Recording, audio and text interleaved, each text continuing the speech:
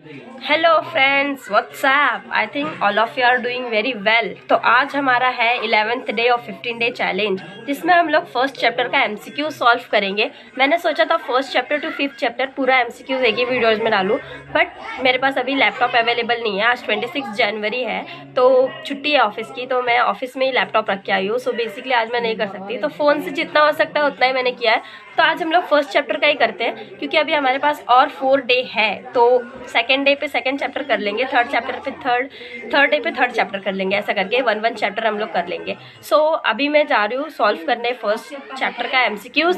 चलो हम लोग देखते हैं कितना राइट कर पाते हैं। एंड आप लोग भी उसे सॉल्व करना, मैंने उसे पोस्ट पे अपलोड कर दिया है अपने यूट्यूब पे। आप लोग उसको सॉल्व करके मुझे कमेंट करके जरूर बताना 12 आउट ऑफ आपका कितना राइट हुआ है। फिर हम लोग देखेंगे सेकेंड चैप्टर का कितना हमारा राइट होता है, कितना रॉन्ग। तो चलो स्टार्ट करते हैं अभी। चलो हम लोग फर्स्ट क्वेश्चन पढ़ते हैं। Formulations of strategies and their implementation in the strategies management process is undertaken by the all of the above. मतलब तीनों के लेवल्स से हम लोग क्या करते हैं, अंडरटेक करते हैं, ठीक है। Which of the following are responsible for breaking down the strategies into actionable task and executive them to achieve overall strategies. तीनों, कॉर्पोरेट लेवल भी, बिजनेस लेवल भी एंड फंक्शनल लेवल भी, तो तीनों पे आ जाएगा, राइट। सेकंड, तो क्या बोला है, strategies management allows to organizations to be more proactive rather than reactive, right. फिर क्या है, what involves formulating, implementing and re-evaluating cross-functional decisions that enables to organizations to achieve its object, strategies management, right। हाँ right है। चलो second क्या बोला है, read the following 3 statements. Strategies are for the short term quick result, strategies are action oriented, strategies are a bold and flexible.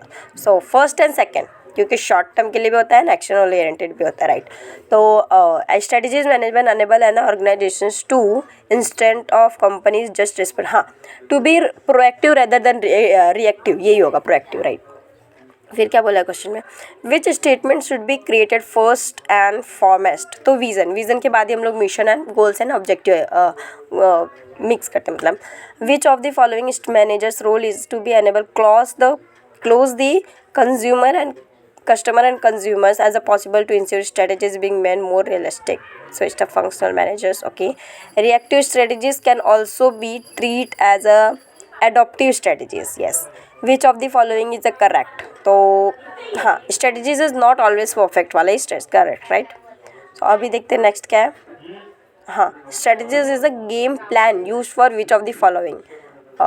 Market positions के लिए भी होता है, सेटिस्फाई कस्टमर के लिए भी होता है, right. All of the above हो गया। Strategies is a blend of proactive and reactive actions, right.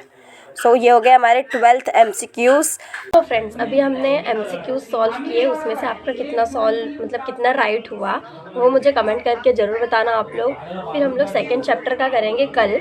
फिर आज मैं जा रही हूँ सेकेंड चैप्टर का डिस्क्रिप्टिव पार्ट करने, क्योंकि अगर डिस्क्रिप्टिव पार्ट थोड़ा बहुत हुआ रहेगा तो, क्योंकि मैंने फर्स्ट चैप्टर का डिस्क्रिप्टिव पार्ट ऑलरेडी किया हुआ है, इसके लिए मैं सेकेंड चैप्टर का डिस्क्रिप्टिव पार्ट अभी स्टार्ट करने जा रही हूँ, जिसमें अपने 13 क्वेश्चंस हैं। देखते हैं अभी कितना सॉल्व कर पाती हूँ, कितना लर्न कर पाती हूँ, कितने टॉपिक को। एंड फिर उसके बाद हम रिटन प्रैक्टिस भी करेंगे अपने, ठीक है। चलो अभी के लिए मैं जा रही हूँ अपना डिस्क्रिप्टिव पार्ट का आंसर्स लर्न करने, एंड देन उसे रिटन प्रैक्टिस करूँगी। फिर उसके बाद देखते हैं अभी हम आगे क्या करते हैं। चलो, तो इसमें फर्स्ट क्वेश्चन था अपना पेस्टल के रिगार्डिंग, जैसे पेस्टल अपना क्या हेल्प करता है कंपनीज़ को, उसके बारे में बताना था, उसका फुल फॉर्म बता दो। एंड देन उसको टारगेट करना रहता है, जैसे कि सेकंड क्वेश्चन था अपना टारगेट टेस्ट सर्वे कंज्यूमर को कैसे करेंगे, तो एक्सटर्नल इन्फ्लुएंस है, इंटरनल इन्फ्लुएंस, डिसीजंस मेकिंग से, पोस्ट डिसीजंस प्रोसेस से, ये सारी 4 पॉइंट्स थे उसमें। एंड देन था कि फोर्थ था अपना question to maintain a competitive edge in the force of increase competition, तो उसमें कैसे करेंगे। तो उसमें 5th पॉइंट थे अपने tangible and intangible aspect, pricing strategies, product features, product centric approach and then product life cycle management. फिर अपना पूछा हुआ तो स्टेप क्या है अपने, अंडरस्टैंड द कॉम्पिटिटिव लैंडस्केप के बारे में, तो identify the competitors, understand the competitors, determine the strategies of the competitors, determining the weakness of the competitors and then put all the information of the together. ये अपने 5 points दिए हुए थे। And 8th वाला जो था अपना क्वेश्चन वो भी सेम था, तो मैंने उसको नहीं किया। तो अपना ये हो गया, मैंने इसकी लिख के भी प्रैक्टिस की है, जो बुक में था वही देख के अराउंड ये मेरा 2 hours 12 minutes में कंप्लीट हुआ। फिर मैंने सोचा चलो अब मैं जाती हूँ थोड़ा रेस्ट लेने।